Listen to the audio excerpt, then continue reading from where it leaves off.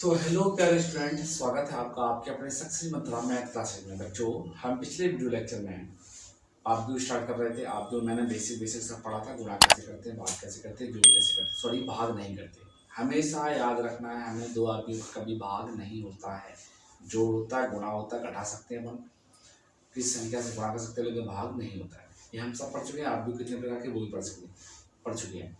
अब हमारा लास्ट बचा है कि इन्वर्स कैसे निकालें। ये बहुत ही जरूरी है। 4 से 6 नंबर का क्वेश्चन इससे आता तो इसी एक्सरसाइज से निकल के आता है। ये लास्ट एक्सरसाइज होती है, तो इसको देखना बहुत जरूरी है। इन्वर्स इस पर देखो वितरण में होता क्या है। तो ऐसा अवयव जिस यदि किसी अवयव लिख लेना, यदि किसी अवयव में उसके इन्वर्स का गुणा कर दिया जाए तो हमें आई प्राप्त हो जाता है, उसी इन्वर्स अवयव कहते हैं। ये लिखना लिख लो या समझ लो, समझ के लिखो।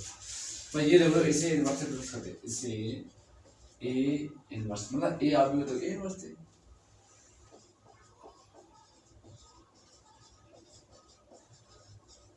करते हैं। और हमेशा इसमें क्या करते, इसका कहा जाता है कि यदि कोई आव्यूह है और उसके इन्वर्स इन्वर्स मतलब ए इन्वर्स का हम गुणा करते तो हमें हमेशा आई मिलता है। ये इनका कहना है, ये हमेशा में यही मिलता है। तो ये तो हमें व्युत्क्रमाव्यूह क्या होता है, ये हो गया। बस व्युत्क्रमाव्यूह से मिलता क्या है हमें कि यदि किसी आव्यूह की उसके व्युत्क्रम में गुणा करें तो मुझे आई मिल जाता है। ये हो गया मिला। इसी से हम पढ़ेंगे प्रथम रूपांतरण विधि। तो प्रथम रूपांतरण विधि क्या होती है वो देख लेते हैं। प्रथम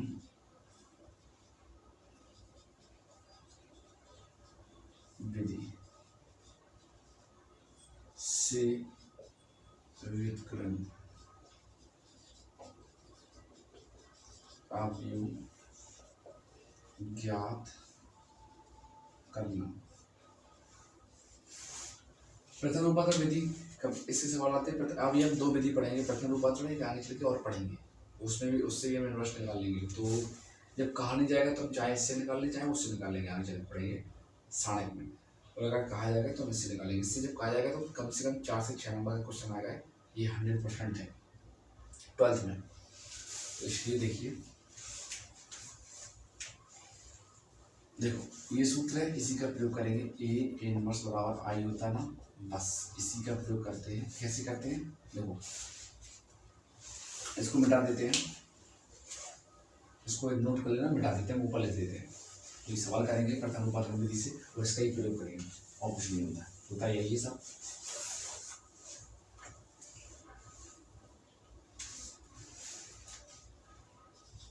तो प्रथम रूपांतरण विधि से ए इनवर्स ज्ञात करना। तो देखो ये बराबर मैंने एक दिया गया सवाल मैंने ले लेता हूँ मैथ से।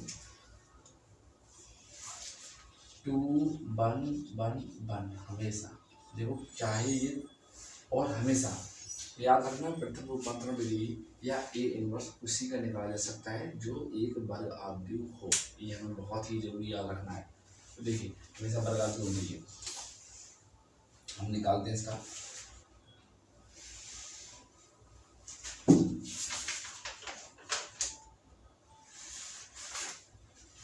तो हमें क्या करना होता है, सबसे पहले सूत्र लगाएंगे। क्या हमें पता है ए बराबर सॉरी ए इनवर्स बराबर क्या होता है आई होता है ना, मुझे पता है अच्छे से। तो एक करना क्या है हमें इन दोनों में आई ए इनवर्स को ऐसे करना है। क्या अगर मैं मान लो ए इनवर्स है, यदि मैं इसको ऐसे लिखूं, कैसे देखिए, मुझे पता होता है इनवर्स का मतलब क्या होता है। अगर कोई संख्या एक्स नीचे लिखी इसको ऊपर ले जाओ, इनवर्स लग जाएगा, इस पर बिल्कुल लग जाएगा। तो देखिए अगर ये ए और ए इनवर्स लिखा है, ये आई लिखा है ना, हम इसको ऐसे भी लिख सकते हैं। क्या ए इंटू 1/a, इनको काट देंगे तो 1 हो जाएगा। इसलिए हमेशा इनवर्स अवयव का मान 1 भी होता है। मैं अगर सॉल्व ना करूँ डायरेक्ट बोल दूँ इसका मान कितना, तो आप कहेंगे 1 क्यों होता है, तो मैं 1 से काट सकता हूँ। अच्छा इसके बाद को ऐसे लिख सकता हूँ, ए बराबर इसके गुणा से तो ए आई बोल सकता हूँ, या आपकी मर्जी ऐसे लिख सकते हैं ए बराबर आई ए बराबर आई ए। हम इसी से सॉल्व करेंगे। देखिए इसी से हमें क्या प्राप्त होता है, हमने इसी को सॉल्व किया, क्या प्राप्त हुआ है ए बराबर आई ए। बस यहीं से हमारी सॉल्विंग स्टार्ट होती है। बट एक चीज़ याद रखनी होती है, जब हम इन सवालों को करते हैं तो हमेशा अगर हम एक आकृति से करते हैं तो पूरे सवाल, सॉरी, यदि इन सवालों को स्टार्ट करते हैं एक पंक्ति से करते हैं तो पूरे सवाल पंक्ति से करते हैं, अगर एक सवाल को रो से करते हैं तो पूरे सवाल रो से ही करते हैं। तो देखो इसको हम यहाँ लिख देंगे डायरेक्ट 2 1 1 1। आई क्या है, आई हमेशा अपने मन से मान लेंगे, अगर नहीं दिया है तो हमेशा मानेंगे। क्या मानेंगे, ये हम याद कर लेंगे हमेशा के लिए। अब से हम ये लिखेंगे डायरेक्ट, ये लिख देंगे, ये बार बार करने की जरूरत नहीं है सवाल में। देखो हम आई बराबर हमेशा लिख लेंगे। यहाँ पे क्या हो जाएगा, आई बराबर होता है, हो जाएगा इसे देख के, जो ये क्रम है उसी क्रम में लिख देंगे। ये 2 × 2 क्रम का है तो यहाँ भी 2 × 2 क्रम का लिखेंगे। लेकिन ये आई यथा तस्म का भी हो तो क्या होता है 1 1 मुख्य विकर्ण 1 1 और बाकी सब 0। ये हो गए, हमने कर दिए। मान रखते हैं तो 1 1 0 0। आई का मान रखेंगे, ए का मान यहाँ नहीं रखेंगे हम, केवल इन दोनों ए में केवल एक ही का मान रखेंगे, वो होगा ये नहीं रखेंगे, ये ऐसे रखेंगे। अब हमें क्या करना होता है, बस ये छोटा सवाल है, इसमें करना क्या होता है, छोटी सी समझने वाली चीज़ है। हमें इसको परिवर्तित करना होता है और उसको सेम आई जैसा करना होता था। तो यहाँ पे इसे सॉल्व करके मुझे कैसे भी यहाँ 1 लाना होगा, यहाँ 1 और यहाँ 0 और यहाँ 0। तो जो परिवर्तन यहाँ करेंगे वही परिवर्तन यहाँ भी करेंगे, बस इतना सा होता है। इसको मिटा देता हूँ। देखिए करते हैं परिवर्तन स्टार्ट। इस सवाल को अगर हम इस पंक्ति से स्टार्ट करेंगे तो पूरा सवाल पंक्ति से ही करते हैं, कॉलम से स्टार्ट करेंगे तो पूरे सवाल कॉलम से ही करते हैं, अर्थात इस तरह से तो हम कॉलम से करते हैं। तो देखो उसने क्या चेंजेस लाए कि यहाँ पे 0 यहाँ पे 0 यहाँ आ जाए। तो इसके पहले कुछ चीज़ें नोट करनी हो तो कर सकते हैं। क्या कर सकते हैं कि हम किसी भी पंक्ति नंबर 1 किसी भी पंक्ति को पंक्ति से जोड़कर लिख सकते हैं। अर्थात कैसे, पंक्ति क्या होती है, रो। अगर रो से करते हैं तब बता दें, किसी भी एक रो को में से लिख सकते हैं। R1 तो मान लिया मैंने लिखा, R1 + R2 लिख सकते हैं, ऐसे लिख सकते हैं। दूसरी बात, किसी भी रो को, रो हो या कॉलम दोनों के लिए है, अगर चाहो तो C1 + C2 भी कर सकते हैं, आपकी मर्जी है। नंबर दूसरी चीज़ें ये नोट करना भी जस्ट, हम C1 से C1 - C2 भी कर सकते हैं, R1 की जगह R1 - R2 भी कर सकते हैं। और एक चीज़ याद रखनी है, हमेशा क्या रखनी है कि इन सवालों में जिस चीज़ को हम चेंज कर रहे हैं वो चीज़ सबसे पहले आनी चाहिए। जो चीज़ चेंज कर रहे हैं वो सबसे पहले आनी चाहिए। अगर वो पहले नहीं आती है तो आप सवाल गलत कर सकते हैं। हालांकि बहुत से लोग ऐसा नहीं करते हैं, बट हमें हमेशा ऐसे ही करना है। जिस चीज़ को चेंज कर रहे हैं वो हमेशा पहले आएगी। और इसमें किसी चीज़ गुणा नहीं कर सकते, अर्थात हम ऐसे भी लिख सकते हैं R बराबर, तीसरा तरीका किसी भी संख्या गुणा करके लिख सकते हैं। तो कैसे, R बराबर हम ऐसे लिख सकते हैं R1 - के x R2। x की जगह कोई भी संख्या हो सकती है, कोई दिक्कत नहीं है, लेकिन इसमें किसी संख्या गुणा नहीं करेंगे। ये हमेशा अकेली ही संख्या होगी, C1 होगी। हम ऐसे लिख सकते हैं C1 + C2, कोई दिक्कत नहीं है, पर इसमें परिवर्तन नहीं लाएंगे। नंबर चौथी, किसी भी संख्या से भाग लिख सकते हैं, तो R1 बराबर ऐसे लिख सकते हैं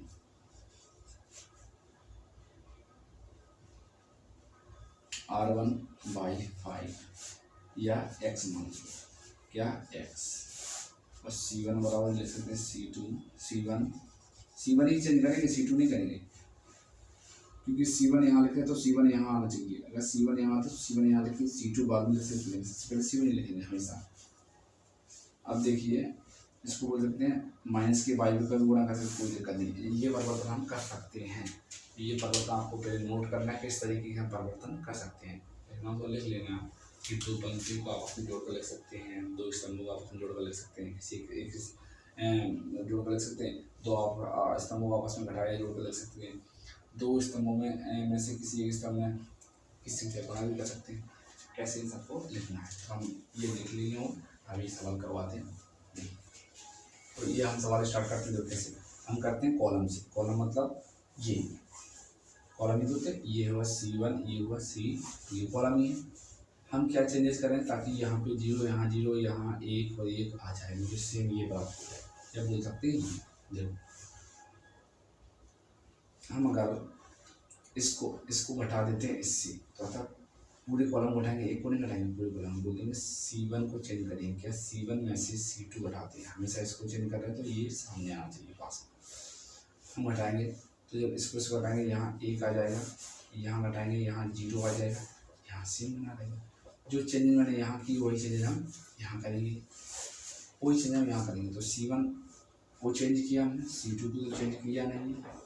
क्या C1 में से C2 है, इसको में से 1 में से 0 घटाएंगे, 1 हो जाएगा, 0 में से घटाएंगे माइनस के 1 हो जाएगा। ये ऐसा ही लिखा रहने देंगे। उसके बाद हम क्या करते हैं, हमें यहाँ 0 लाना है तो हम बोल सकते हैं कि C2 को हम चेंज कर रहे हैं। कैसे, हम C2 को लाएंगे, C2 में से C1 घटा देते हैं। तो देखिए हम C2 में C1 घटाते हैं तो हमने चेंज क्या किया, C2 किया, C1 तो चेंज नहीं किया, C1 को जैसा का तैसा कर लेते हैं। उसके बाद C2 में C1 घटाएंगे, C2 में C1 1 से इसको हटाएंगे तो 0, 1 से 0 हटाएंगे तो 1। यहाँ भी से परिवर्तन करेंगे, C2 को चेंज करेंगे, C1 को चेंज नहीं करना है तो 1 माइनस के 1 C2 यही तो है। तो देखिए 0 में से क्या घटाएंगे 1, माइनस के 1 में से माइनस से घटाएंगे तो माइनस के 1 भी जब घटाएंगे तो प्लस हो जाएंगे, तो क्या हो जाएगा 2, ये हो गया 1। जैसे मुझे ये मिल गया I मिल गया तो इसको बोल देना I। करेंगे क्या,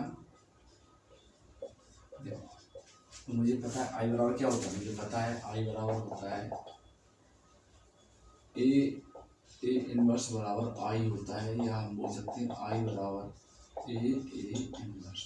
यहाँ पे मान रखेंगे A इनवर्स बराबर 1 माइनस 1 माइनस 1 और 2 और A, और ये काट देंगे, हमें A इनवर्स का तो मान मिल गया, क्या मिल गया 1 माइनस 1 1 माइनस 1, हमें A इनवर्स का मान प्राप्त हो गया। यही है प्रथम रूपांतरण विधि।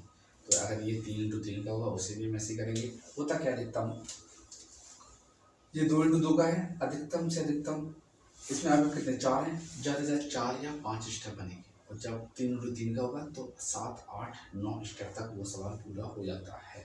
उसी में आराम से करेंगे। हमेशा याद रखना होगा, अगर कॉलम से करते हैं तो पूरा सवाल कॉलम से ही करेंगे, इस तरह से करते रो से करते हैं तो सवाल रो से ही करेंगे, उस तरह से आसानी से कर सकते हैं। बाकी आप एक्सरसाइज को लगाइए, हमारा ये चैप्टर कंप्लीट हो गया है। अगर कोई भी डाउट होता है तो आप हमसे पूछ सकते हैं। बाकी पेपर बहुत ही पास है, रिवीजन करते रहें ताकि कोई समस्या ना हो।